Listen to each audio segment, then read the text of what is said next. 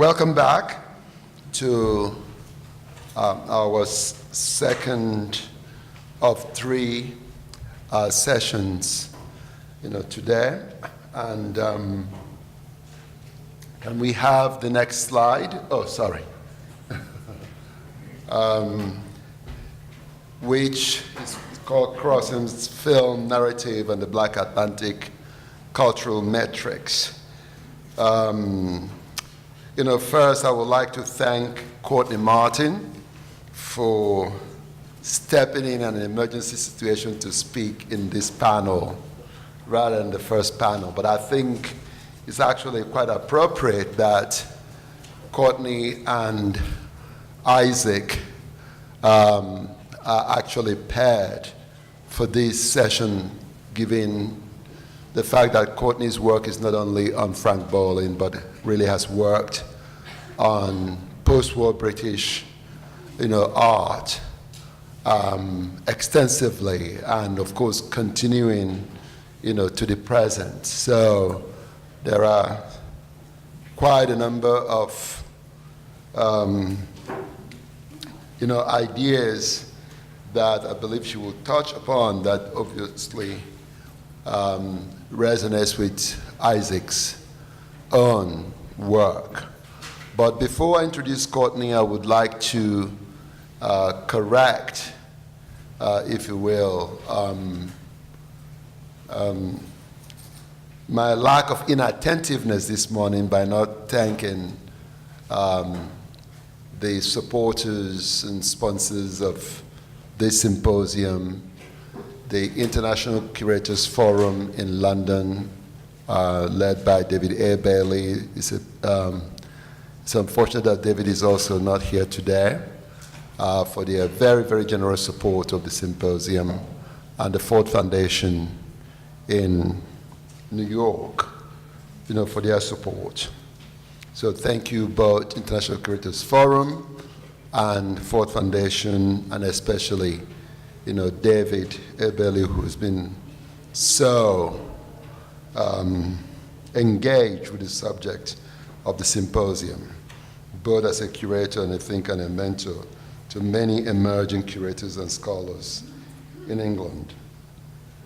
Courtney J. Martin is Deputy Director and Chief Curator of the Dear Art Foundation in New York, and previously she was Assistant Professor in the History of Art and Architecture Department at Brown University from 2013 to 2017.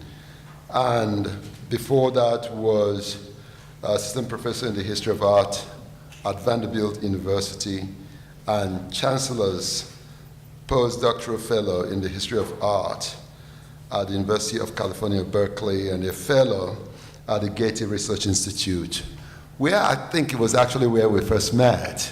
Oh, well, we met, okay, but we spent time at the, as Getty Scholars in 2008, 2009 together. And, but in any case, Courtney's work, as I mentioned, kind of spanned many, different areas, especially in relation to Anglo-American modernism, through the work of Lawrence Holloway, for which she was editor of a publication called Lawrence Holloway, Critic and Curator, and which was the winner of the 2016 Historians of British Art Book Award. Congratulations on that.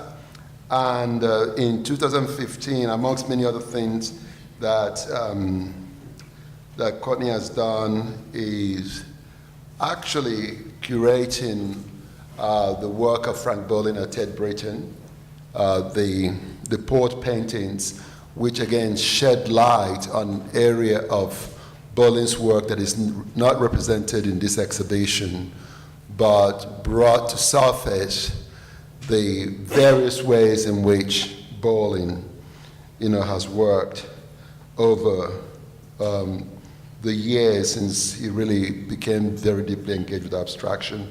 She also curated the exhibition of the American painter Robert Ryman at the Art Foundation, and a very important publication recently edited by Courtney, is Four Generations, the Joyner Giuffrida Collection of Abstract Art, which in a sense, this book, there's really quite nothing like it because it's really almost like a generational shift where she brings together a new generation of his art historians and thinkers to engage with the work of African and, shall we say, diasporic artists over a span, that goes back to like 50, 60 years. And it's really a monumental publication, one that for me is an important touchstone in terms of the kind of work that's being done in this area. Sort of rethinking modernism, as it were, rethinking, who the key figures are, the trajectories, and what I will call some of the off-centers of modernism. So please help me welcome Courtney Martin.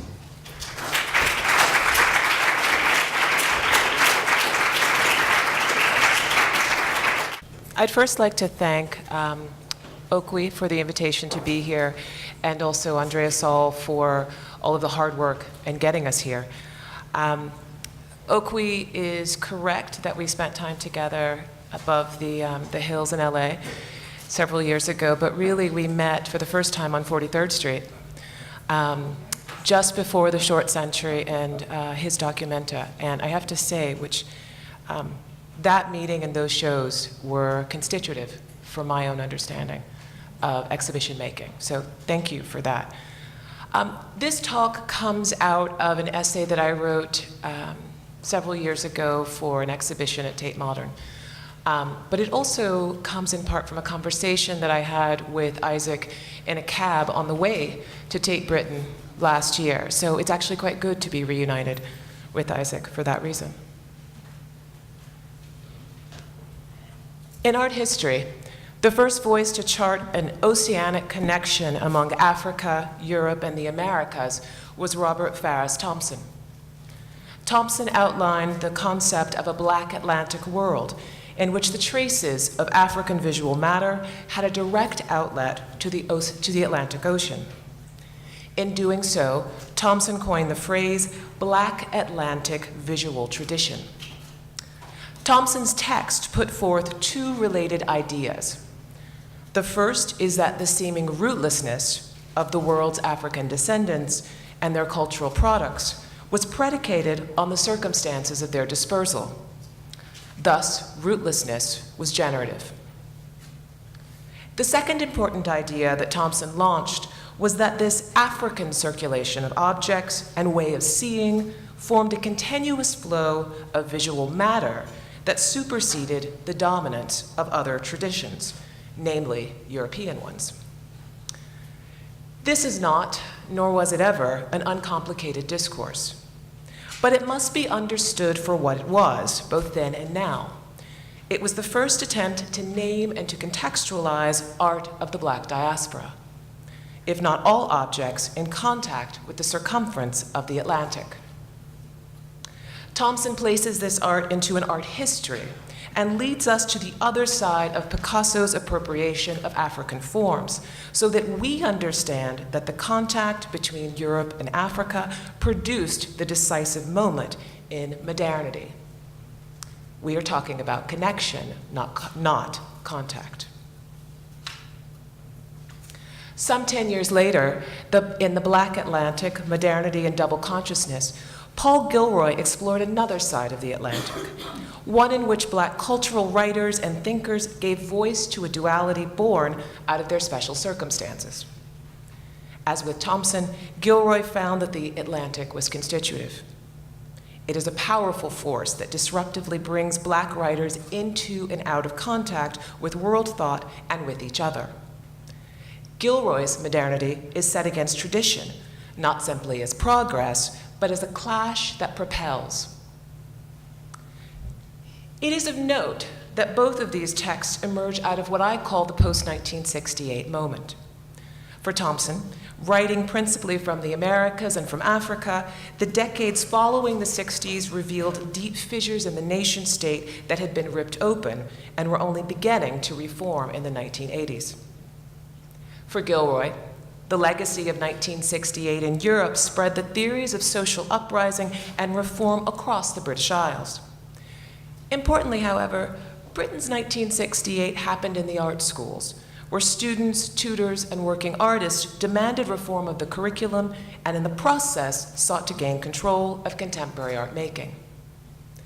It was a movement of object-centered populism that coincided with the after effects of decolonization. So back to this question of modernity. Thompson assumes for his readers a modernity that brushes up against a canonical approach to art rooted in European painting and sculpture.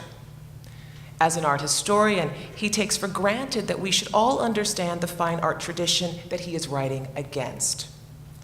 Gilroy, however, is more explicit in foregrounding a specific either-or binary, largely due to his construction of writers and thinkers who were circulating in the frame of European modern thought and its attendant national racialized ambiguities.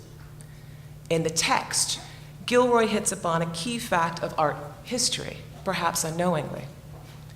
Painting is the medium by which modernism in art is articulated.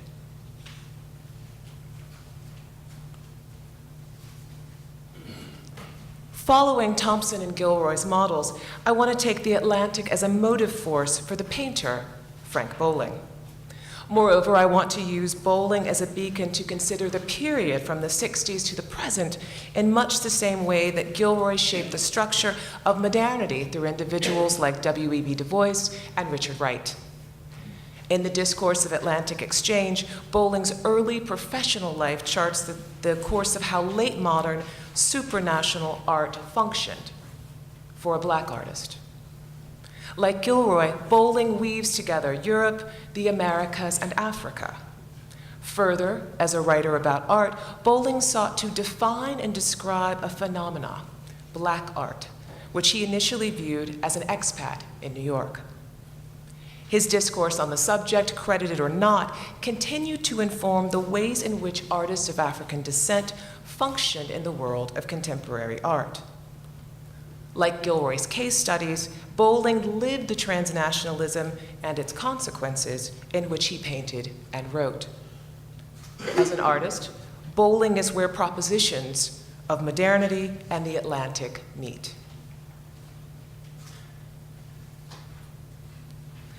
Born in 1936 in the then British Guyana, Bowling moved to London in the early 1950s. As a teenager, he was fascinated by the sights and the sounds of the city. After completing his national service in the Royal Air Force, he entered the Regent Street Polytechnic in 1955 to study painting. In 1959, he was granted admission to the Royal College of Art. Though his name is often cited along Aubrey Williams as one of a generation of Caribbean artists in London, Bowling was only loosely affiliated with Caribbean art circles. He was not, for example, a member of the Caribbean artist movement, nor was he involved in any of the Caribbean or Commonwealth exhibitions held at the Commonwealth Institute or at the Africa Center. Instead, Bowling's set was made up of art students from the Royal College and the Slade School of Art, who were being pitched against the past of figuration and the call of something very new outside of Britain, abstract American art. For Bowling, who was educated alongside David Hockney and R.B. Katai, compared favorably in his youth to Francis Bacon, representation was clearly something to play with, even to expand, but not to depart from completely. So abstract painting, made in New York, was easily reduced to two things for him. It was a break from representation, and it was a move away from London. Heeding this call, he traveled to New York for the first time in the summer of 1961. Whereas his previous work stood in line with his training, new paintings such as Mirror staged his battle with representation and abstraction, London and New York. In the vertical, rectangular composition seen here, 3 bodies in varying degrees of figuration descend a spiral staircase into a lower space that consists of several geometric partitions of color. The painting is in fact a double portrait of Bowling and his first wife, Patty Kitchen, here seen as the middle figure, who, along with the staircase and the Charles Eames-type Eiffel chairs, are the only fully representational components in the entire picture. The painting's ambivalent style suggested Bowling's state. Should he stay in London, a dormant art market in which he had to contend with being excluded from significant exhibitions, or should he move to New York and join in the excitement of a robust art market with new colleagues and a seemingly more cosmopolitan art scene? That need ultimately pushed him across the Atlantic and found him altered at the other end. If Bowling had been construed as a Commonwealth immigrant in London, he was now British, South American, and Black in New York. In New York, he mixed in disparate sets, such as that of established American pop artist Larry Rivers or the English art critics Lawrence Alloway and John Russell, now employed by the Guggenheim and the New York Times, respectively. He came into contact with Norman Lewis, whose work he knew from the 1966 First World Festival of Negro Art in Dakar, where Bowling had won the grand prize. He also met a younger set of Black American artists, including Melvin Edwards, Virginia Jaramillo, Daniel Johnson, Al Loving, Jack Whitten, and William T. Williams. Bowling's unstable Atlanticness emerged in other ways as well. He became eligible for a John Simon Guggenheim Fellowship because he was born in British Guyana, then considered part of the fellowship's Americas remit. He also had a solo show in 1973 at the Center for Inter-American Relations, now the America Society, an exhibition space under the mandate of Latin American, Caribbean, and Canadian interests. In 1969, he took part in the Whitney Annual, and in 1973, their biennial, both exhibitions dedicated then to showing contemporary art in the United States only.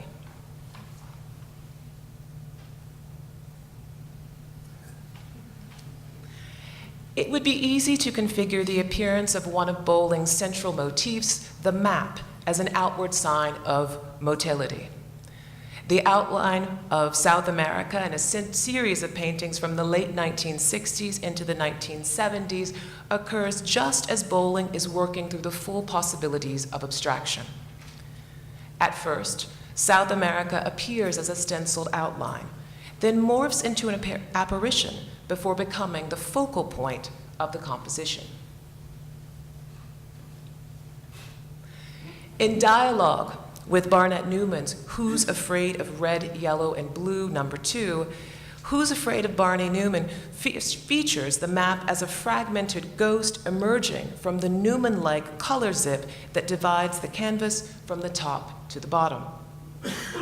The loose contours of the chalky, shadowy South American outline slide up and then down between the opposing color fields of red and green. This creates a third, lower zone of depth between the divided halves.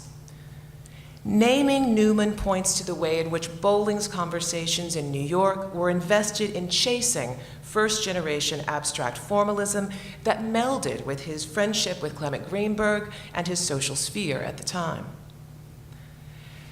But in 1968, Newman was scarcely the canonical figure of 20th century American painting that we know him to be today.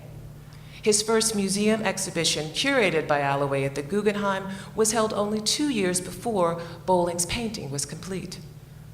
To be afraid of Newman may be the slippage of the fear of late or no recognition, despite technical expertise. Bowling had, after all, been absented from several important group shows of paintings by his peers just prior to leaving London.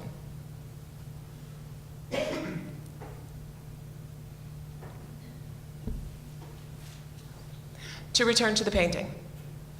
The trace register of South America points to abstraction and to pop as currents demarcating a new space, not as a geographic locator. The map is not about his relationship to South America or to Guyana per se. Rather, South America, a continent, is a placeholder for the enormous task of bridging a stylistic divide in painting at a time when few voices outside of formalism were being heard, let alone supported by museums or collectors. Contemporary with Bolling's pursuit of a modernist painting idiom in New York, America was involved in social upheaval throughout the 1960s, whose repercussions were felt for at least another decade. And yet Bolling got through the door of the art world, so to speak. As a correspondent for and contributor to Arts Magazine from 1969 to 1972, he wrote a series of articles in which both British and American audiences were given a window into New York's, quote, black art.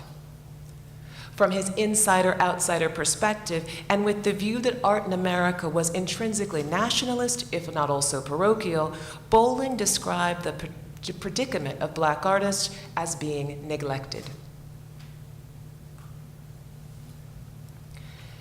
Yet he was not content with the declaration of race and the fight for civil rights as a claim for a distinct aesthetic. It was an issue that he struggled with in his own writing and in his choice to participate in exhibitions that grouped artists by race as opposed to style, medium, or subject. The question that he set out to answer in May of 1969, quote, why have black artists, given their historical role in art, contributed so little to the mainstream of contemporary styles, or better still, why have they contributed so little to the great body of modern art or modernist art, end quote, became a defining point in his text and in his relationship to the art world, both black and white. This is also the explanation of the title, which might have confused you from the beginning. As Kelly Jones notes, Bolling's interrogation of black group shows led him back to Robert Farris Thompson, whom he frequently cited, most pointedly in his negative review of Afro-American art, which was held at the Boston Museum of Fine Arts in 1970. He found the show to be patronizing and stifling in its lumping of a group of objects by black artists without concept. Where, he asked, was the real understanding of Thompson's Black Atlantic visual tradition? What his criticism alluded to was that these shows in major museums rarely brought black artists into permanent collections or into the regular program of showing art. They were one-offs that restricted art made by black people from being seen as art without qualification. For Bolling, these critiques were as theoretical as they were political, as they were personal. In 1975, heeding to family pressures and secure in his New York success, Bolling returned to London. Over the next several years, he reestablished his London studio and traveled back and forth to New York, where he also kept a studio. If one of the aims of this lecture is to see the trajectory of Bolling's work through to the present, it might be done in two ways. After leaving New York, few of the major strides that he made institutionally bore fruit for other black artists. The parochial dynamic of Americanness that he wrote against won out, with black artists being shown in largely race or ethnicity-based exhibitions and being cultivated within a discourse of identity and persona, according to his plans.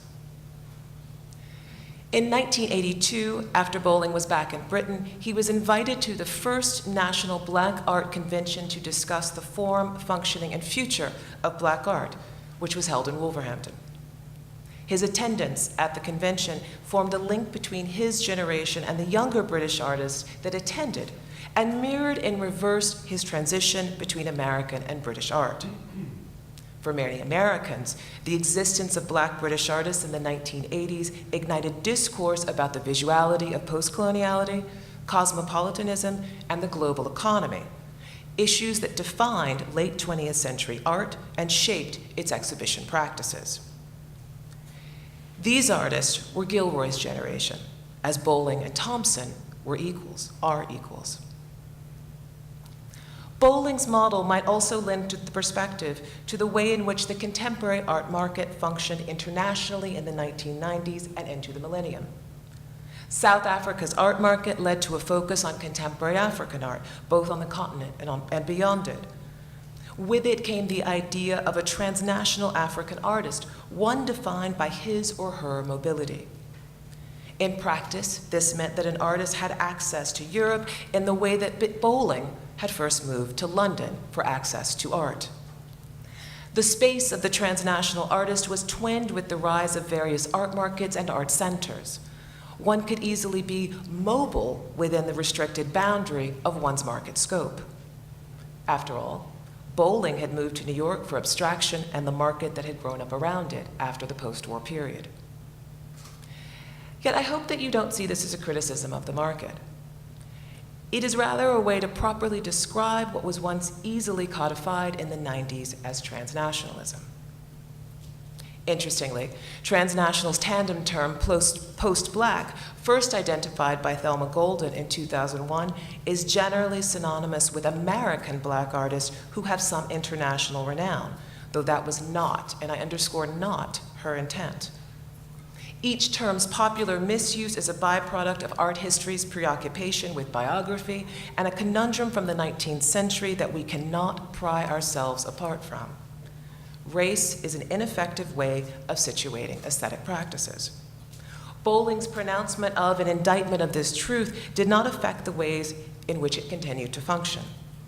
What we call transnational or post-black is what Bolling called black art. Neither would constitute Gilroy's or Thompson's concept of the Black Atlantic, though there are overlaps and misunderstandings among all of the terms. Even if unintentionally, these terms facilitate the same reductive rhetoric for black artists that formed Bolling's argument against black art. But again, the problem is not the concept, it is what we do with it. There's another way to situate Bolling in this post-1960 period. 12 years ago, he was elected to the Royal Academy of Art, making him the first but not the last black academician. In discussions during the time, he often referenced the predicament that his success in America had placed him in London, as well as in his own studio. During this time, his 1971 Whitney show was often signposted as proof of his electability. Yet Bolling's laments decades earlier presaged the conversations that happened at that moment. In an interview published with his Whitney Museum exhibition, Bolling was asked by curator Richard Doty if the map of South America suggests a microcosm. To this question, he answered, quote, "Your question refers to some kind of 18th century idea of a little small man in a little situation, very mechanical and small in scale, the world of black art. I don't believe as a painter in the idea of black art, but it's obvious that the black experience is universal. The more I think about it, the more I feel yes and no, because obviously in a way the whole idea of a microcosm as opposed to a macrocosm is something that I'm about in this sort of harassing situation. Yet I feel reticent about committing myself totally to the idea, simply because over and above everything else, I feel very political about a lot of issues. And I'm certainly political about what it means to be an artist who happens to be black as such. And I think a lot of the things which have gone down makes what I'm doing a reflection of a much wider spectrum," end quote. By any other name, that wider spectrum would be called the Atlantic Ocean. Thank you. Well, thank you so much, Courtney, for that presentation. I think it will make for a very interesting session between us, and provocative in many ways. It gives me a great pleasure to introduce the next speaker, Julien. Julien is a British filmmaker and an artist living in London. Well, the kind of biography I have is very difficult to use to describe Isaac, but nevertheless I'm going to read it because if I had written it, it would be a little bit different. Isaac's multi-screen film installations and photographs incorporate different artistic disciplines to create a poetic and unique visual language. And from his documentary work, dating back to the early 1980s, to his feature films with Young Soul Rebels, which won the Camera d'Or in Cannes, to, of course, his very immersive, lush installations of recent years, that Isaac's work has been in many ways about the interrogation of the moving image in all its peculiarities and histories.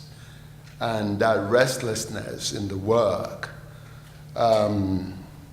has created an incredibly powerful projection of a critical imaginary that really goes beyond filmmaking. But this question of filmmaking to recall the discussions from this morning about the form of film as not only just simply a technique and tool, but as a philosophical implement has been central to many of Isaac's work, and for which I've been attracted, to which I've been attracted for many years.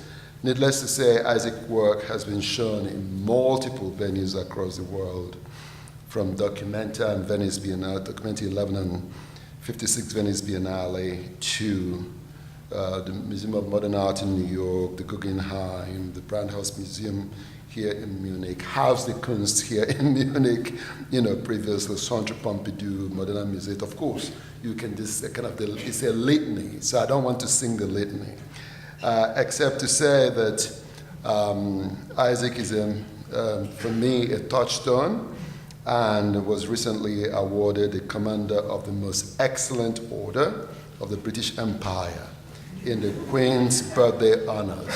So don't make anything of it about colonial and post-colonialism, but welcome, Mr. Commander. Okay, one commander to another.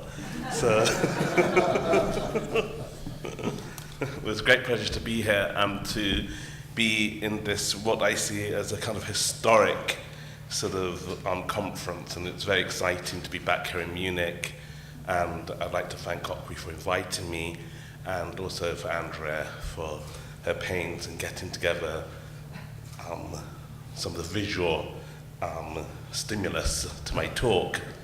And what I'd like to do is also just say a few words really about this fantastic exhibition, because I came to this exhibition really with such a kind of anticipation, and it's absolutely an astonishing show.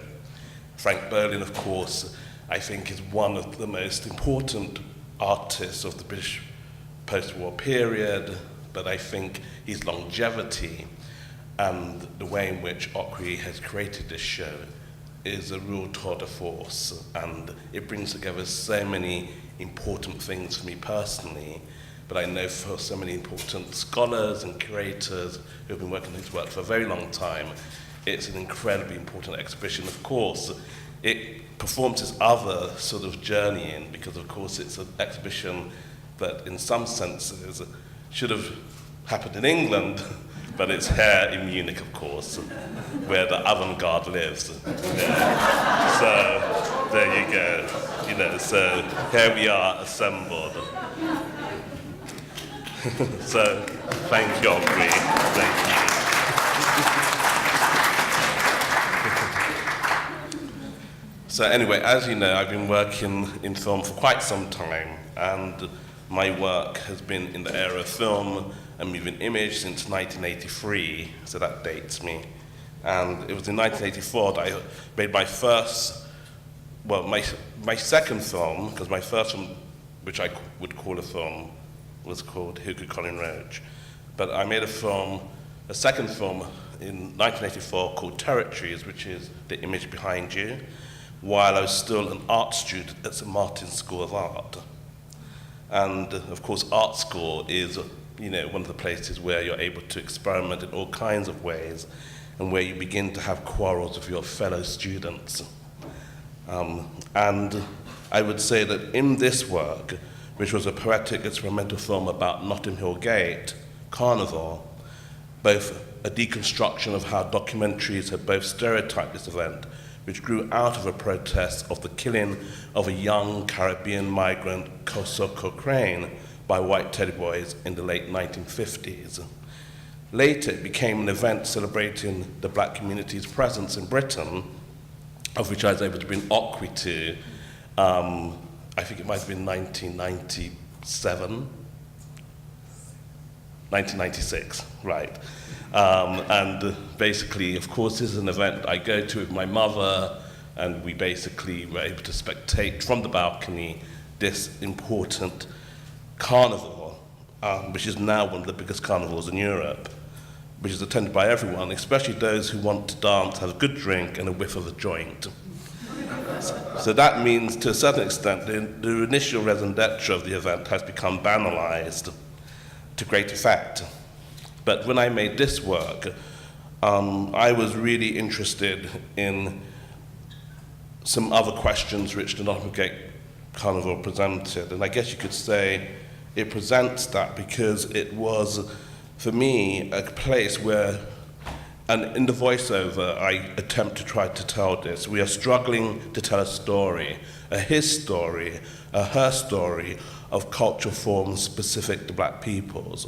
We are struggling to tell a story of its creation and recreation in the diaspora. And I guess if you think about that in relationship to, I would say, some of the work that Frank has been involved in for a very long time, and many other artists in a kind of black British perspective, and of course I have my fellow artists, friend and colleague Sonia Boyce here. There's a way in which I would say that we've been involved in this kind of search for a kind of recreation and creation of the black diaspora in our works. I'm thinking about this, of course, when I'm reading the London Review of Books, and I come across a Frederick Jameson quote where he argues that the problem of utopia is that of narrative itself. What stories remain to be told if life is perfect and society is perfected? Well, of course, looking from my point of view, from where I stand, we're in a very dystopic moment, and from the artists and creators' point of view, you could say that the next 30 years, as the empire continues to implode, might become very productive in terms of narration, in terms of making art. Jameson continues when he says, quote, to turn the question inside out and to rephrase the problem of content in terms of the novelistic form, what narrative paradigms survive to provide the raw materials for the destruction or deconstruction, which is the work of the novel itself? And here, I'd like to replace the idea of the novel with art. When I was making my early work, Stuart Hall, that great theorist of the diaspora, used to say, who gets to narrate which stories is what matters. But then, early on, when I was in the experimental laboratory making films for television, the Sankofa Film Video Collective, which I was a member of, Life Was Far From Perfect, riots, AIDS, Thatcher, formed the bedrock of our experience. Our resistance to those political circumstances made narration matter and gave us the sense of having something urgent to say. But as Frederick Jameson warns, in a sense, to find sequences replace the traditional narrative paradigms of the novel, the replacements we devise inevitably tend to reform into new narrative paradigms and genres in their own right. And so I've always been a little bit wary of these questions, because in my own biography, which has evolved through these various periods of transmutating fields of television, cinema, museum and gallery, and trying to incorporate different artistic disciplines, drawing from and commenting on film, performance and sculpture and choreography, and trying to create, in a sense, a visual language, a topography in audiovisual film installations that both unite and deconstruct these forms. So what I'd like to do is to show a little clip from Territories, and it's from my new website. And in this website, you can see a 3-minute clip where it shows part of the kind of diasporian aesthetics which I'm trying to explore in this work, of which I think other artists have been involved in as well. So my works have been primarily concerned with embedding moving image in stories connected to migrations of peoples, the migrations of images from one medium to another, film to digital, back to analog, or the movement of images from 1 to 9 screens, where the nature of time becomes dislocated from the narrative and remade into poetic structures. But the beginnings of my artistic work in the early 80s and 90s was formed through dialogue with British cultural studies and post-colonial studies, queer studies, and psychoanalysis. I was very much involved with different cultural critics, and here, of course, thinking about these theoreticians, and we're thinking, of course, of people like Stuart Hall, Corbin Mercer, Paul Gilroy, Homi Barber, to name only a few. Curatorially, this expanded on my meeting with Okwui in the early 2000s, when, as it were, he was involved in doing the Johannesburg Biennale, and later on in Documentary 11, which changed the art game in terms of dealing with questions of difference and post-globalization and the moving image.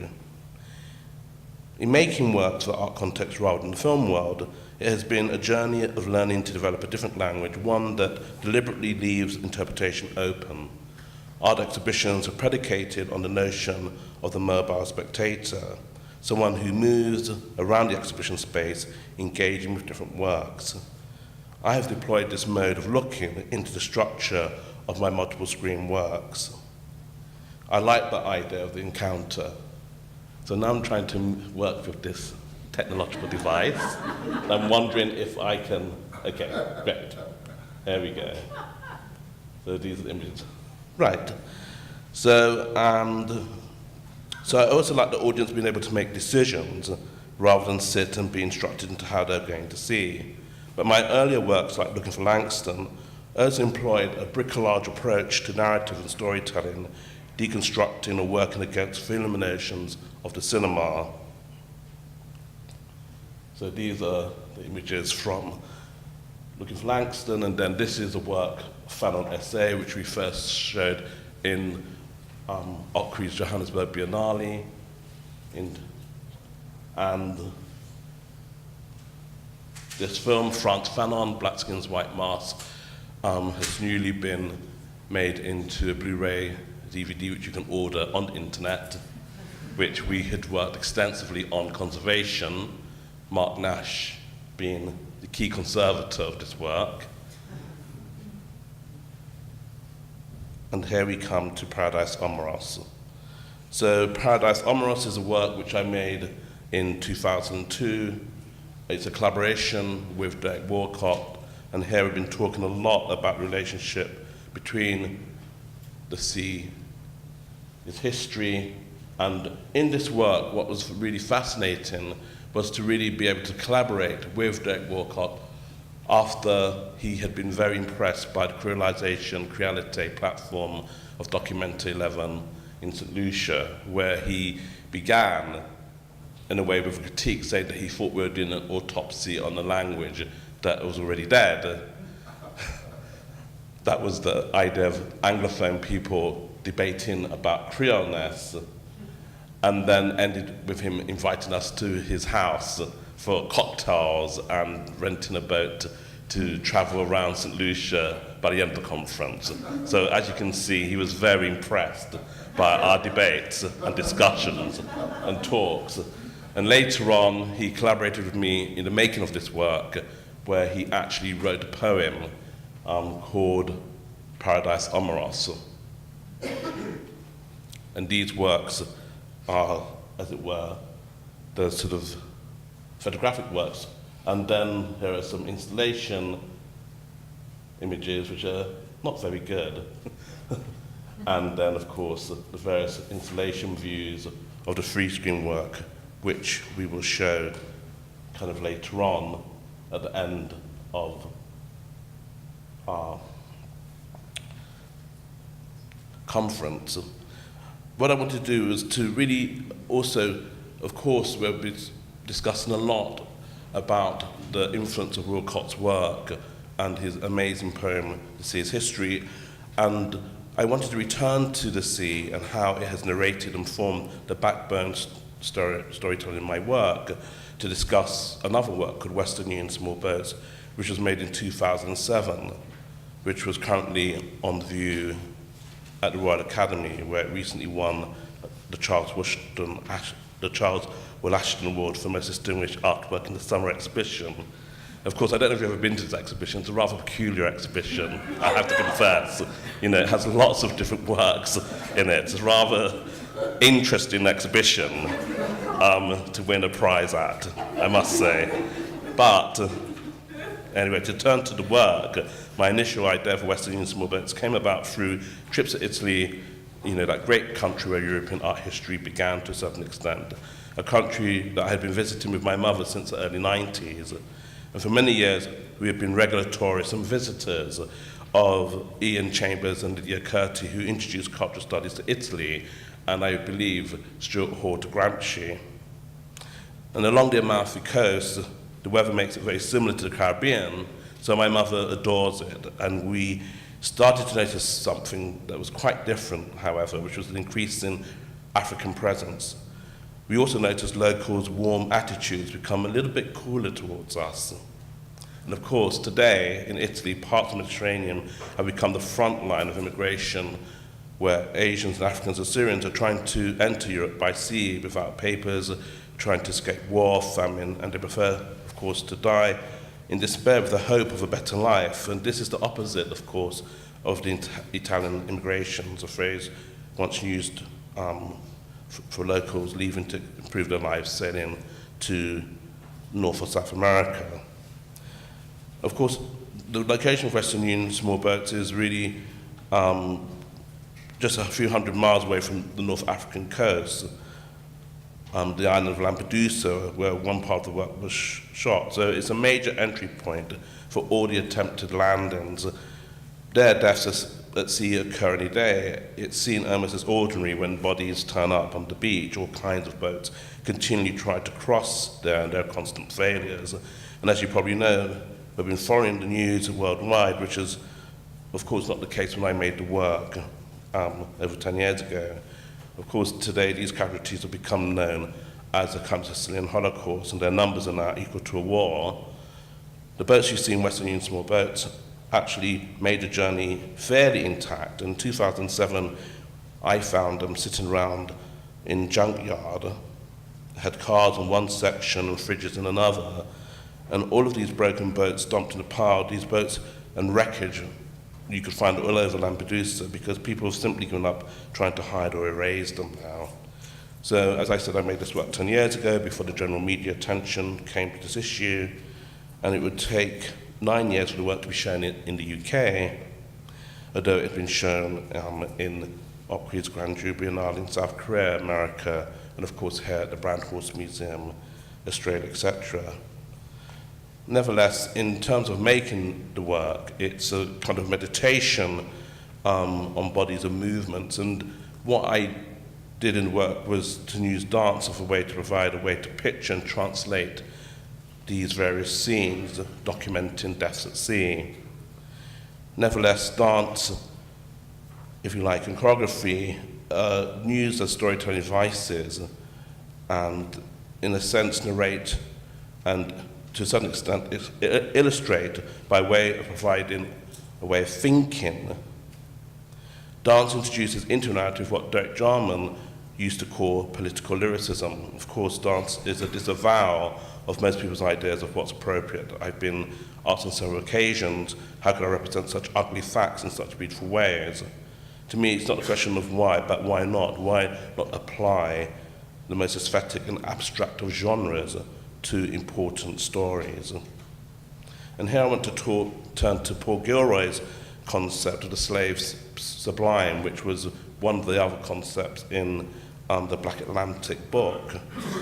And I think about this question of the slave sublime quite a lot when I'm actually thinking about some of Frank's works here at Haus der Kunst. Thinking about Billie Holiday singing the beautiful tragic song, Strange Fruit, comes to mind as well. And perhaps it's because when I see my works partly as poems or songs, it's also, as Jacques Rancière says in The Night of Labour, because there is a freedom in choosing to shift one's gaze. While you never gain the power to make a different world, as such, you can change something of how the reality is experienced in it. And I always think about this when I'm looking at Frank's works, that he's trying to change something of the experience of how we perceive these questions.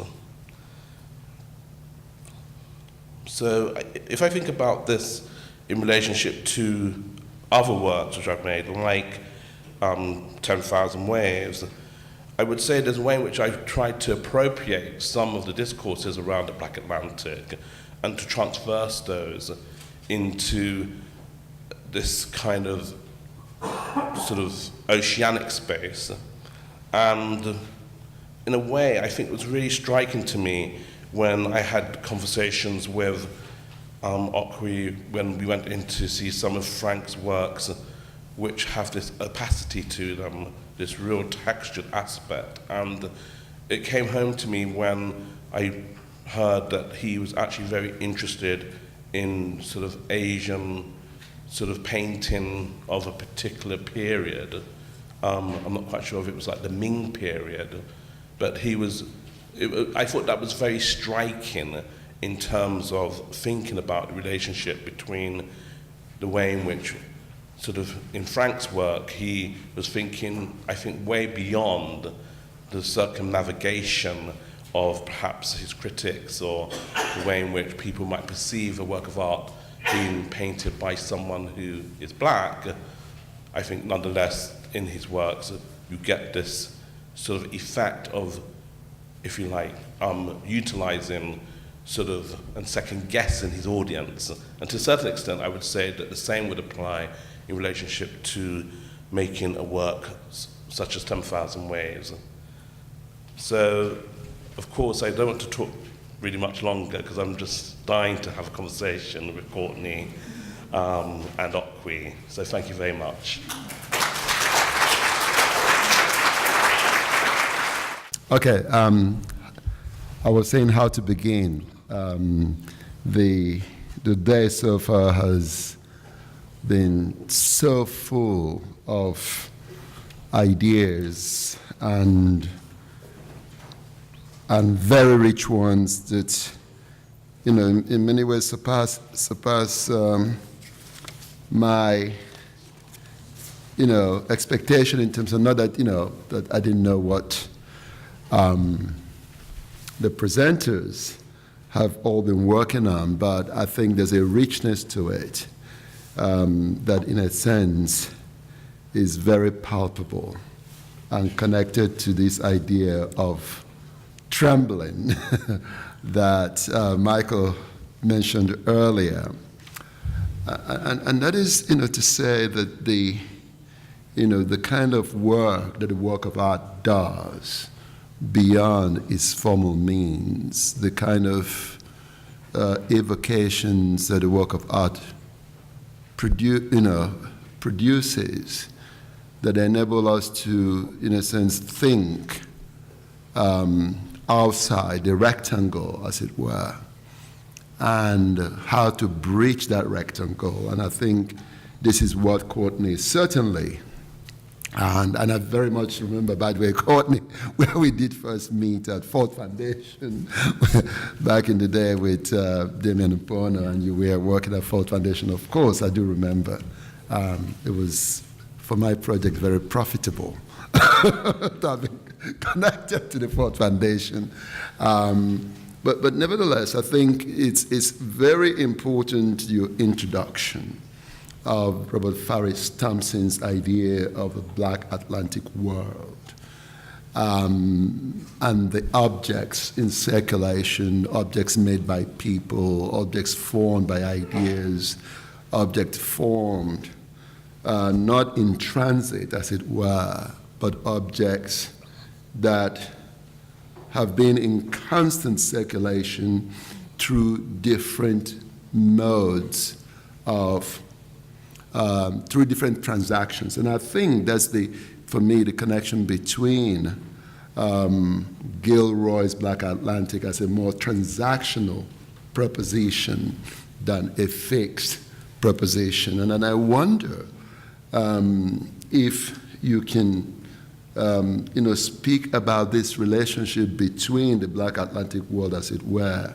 and the Black Atlantic as double consciousness.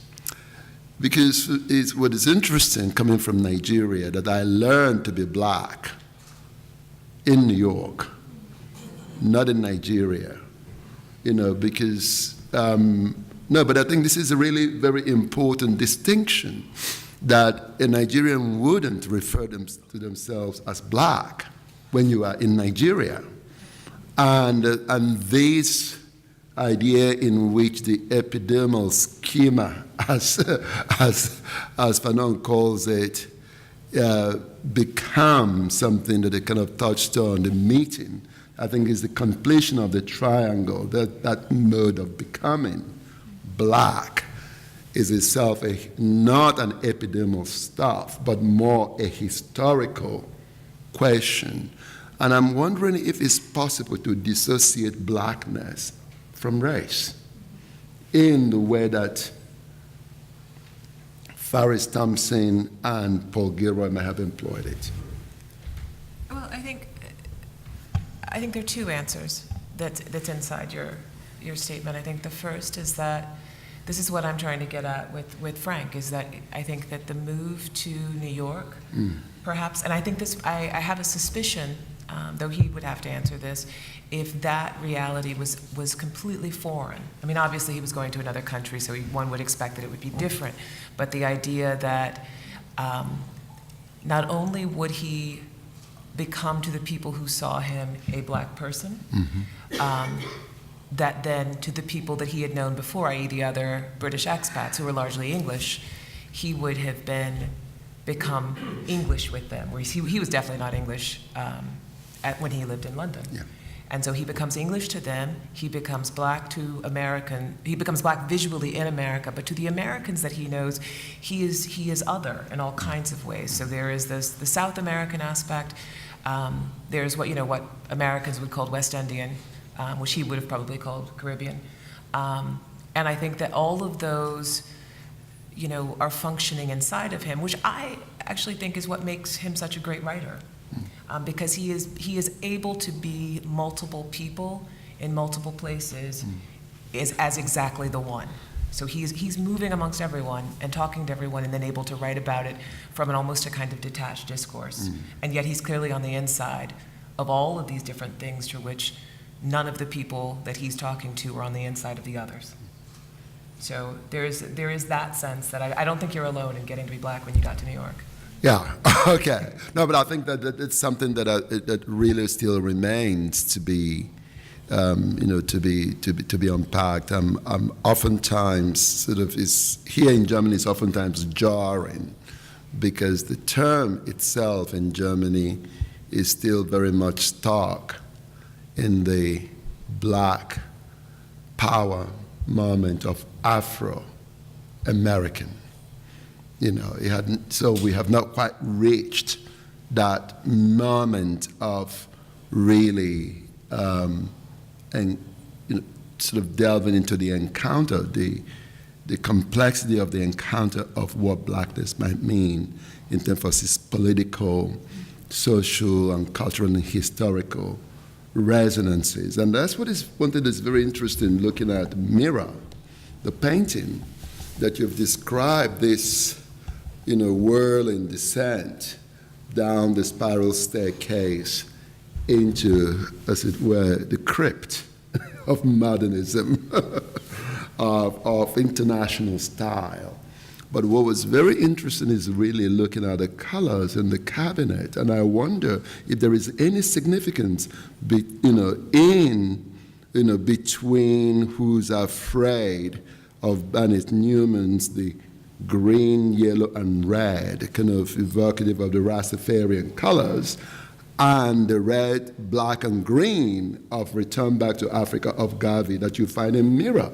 I found that this is really very uncanny, because there are these uncanny moments that sort of pop up in Frank's painting. Whether anybody has engaged this question. Could be in Mercer. Okay. Mercer says that it's, in earlier writing, he says this about Who's Afraid of Barney Newman, that that the Rastafarian flag is the thing that he's referencing. Bowling completely disputes this. Yeah.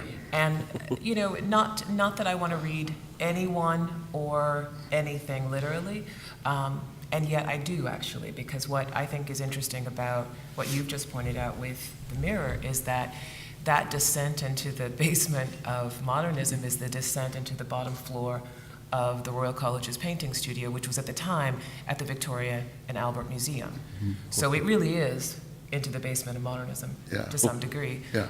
In an effort, I think, it is by no surprise that painting happens just as he is graduating and moving on to New York, because it is as if he is saying, I had to go to the bottom of this to start all over again. Yeah.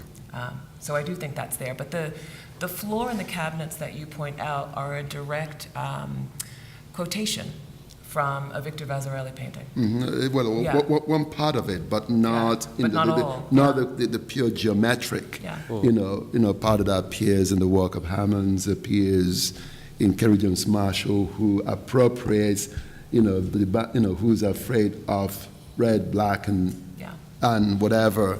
Bennett Newman saw. And I'm wondering why Bennett Newman has become such a touchstone for these artists who are really invested in this question of blackness. Do you have any supposition why this, Newman is seen as such a central figure?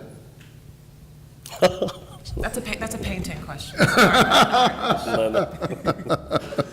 But do you think there's a way in which, I think, in Frank Berling's work, he's asking us to, in a way, he's transgressing these boundaries, and that, in a way, the kind of aesthetic sublimity of his works is really about being able to, in a way, I'm thinking about the kind of multi-layered aspect of the works, that they're open to interpretation. And I think it's a really interesting question about the idea of, let's say, the relationship between black art and race, and how these themes or content can be decoupled in the work. In the work, it's resisting these kind of binaristic readings, and at the same time, it's reverberating with them. Because, of course, Frank is from one part of the world, and in that painting of that one part of the world, there's a real kind of, I think, clash. I mean, I certainly know from my days being at St. Martin's School of Art, which was a painting school, and my discussion with my fellow artists, painters, I painted myself, but the question around sort of abstraction and content was it was a huge charge, and I think by the time, that Frank makes his journey and you go back into the art school, then all of the discourses are about, interpolating you to move beyond figuration, and to enter into the abstract field. But then you get the surprise of the spirit of new painting, of new image painting, and then all of these languages kind of resurface as, if you like, the kind of more the didactic aspect of abstraction artists want to resist.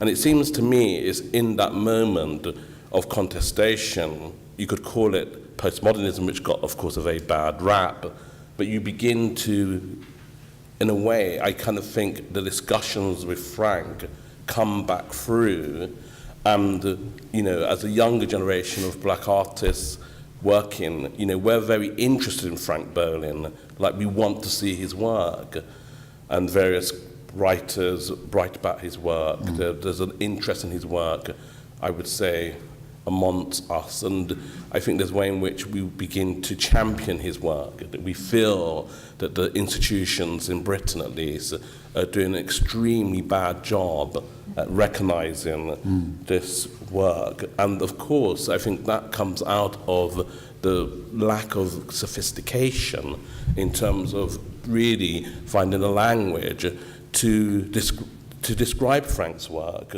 you know, and I think that lack of sophistication to a certain extent is alive and well. I mean, it hasn't really completely disappeared. I still feel there could be this possible rewriting of, if you say, these attempts of artists that come, if you like, use the quote, diverse backgrounds, to rewrite modernism, you know, and to do that by really, in a way, having this quarrel and contestation with these different modernist practices, which I think, you know, that Frank's involved in. And to a certain extent, I would say that that debate continues. It continues even in the discussions around demarcating and situating what work one makes, how you make it, and how it fits into certain paradigms. Frank's work was about breaking open these paradigms, and in doing so, they, in a sense, created him left field, in a sense that he felt that he was center field. And it took a long time for us to catch up to what he was doing, I think, and in a way, you know, really trying to contest, you know. I think these are very important, you know, points from, certainly from the point of view of a maker such as yourself, and really looking at territories which, you know, Isaac and I had a nearly 2-decade discussion whether this could be really shown as an independent work rather than just simply a cinematic work. And one gets the sense of looking at territory in many ways as a kind of black box into your practice, that there is a kind of visual, it's a kind of perceptual and sonic machine that, you know, has been really persistent in your work, the way that sound and image, you know, tend to collide to form a kind of third space within the, what you call the infrastructure of looking, or the, you know, of looking in the work. And I wonder if there is in your, you know, use of the medium of film, if there is any, if you sort of think of the pentile in your work, because that's one, at least one accusation sometimes of your work is the idea that it's overly beautiful, you know, to be political. I mean, I think this is, you know, you alluded to that at the very end of your talk, which of course I tend to disagree with, but, you know, sort of speak about the impact of territories in terms of what you have subsequently done, and coming up to Western Union small boats, which is another version of the sea, now the chaos of the sea, not just simply the, you know, the ambivalence of migration. Well, I think, you know, that we do come across this kind of red herring around authorship. I mean, the main question which was deposited when I first made a work like Territories is that it's too Godardian, you know. So it's too experimental, that somehow this form of authorship is shaky in black hands, and that basically if you're going to make a film, you know, that most people would understand, then you would make a work that would be a little bit more realist and down to earth, so to speak. And so I think this question of authorship, which I think is one of the questions, which is also connected to Frank's work, is something which, has always been made into a question where it wouldn't be made a question if you were non-black. But at the same time, I think there is a way in which, thinking about the way in which the moving image, at least, became an important catalyst for embedding a number of diasporic practices, so thinking about the sonic, thinking about music. I remember the first time I installed a work in Tate Britain, where basically I said I wanted to bring the idea of carnival into the museum, of which the curator looked rather horrified at the aspect of that. And I think the idea of sort of bringing the sonic and sound certainly is one which is still, can be problematic. But I think there's a way in which that all of these different aesthetic strategies which you're interpolated by and you're trying to extrapolate as the signifying practices of black culture into your work, and then at the same time they're in dialogue with all of these different sort of modernisms,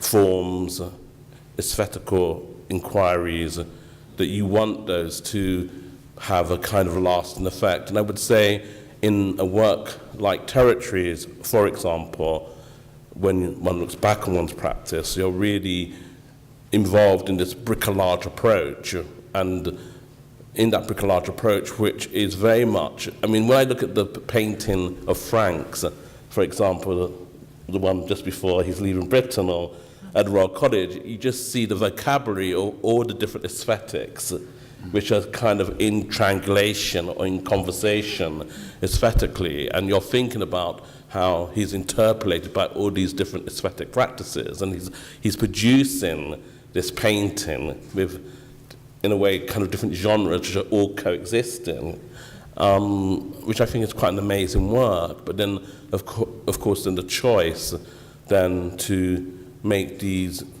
incredibly bold works, which have this circum-Atlantic kind of navigational, oceanic aspect to them, which become a great study.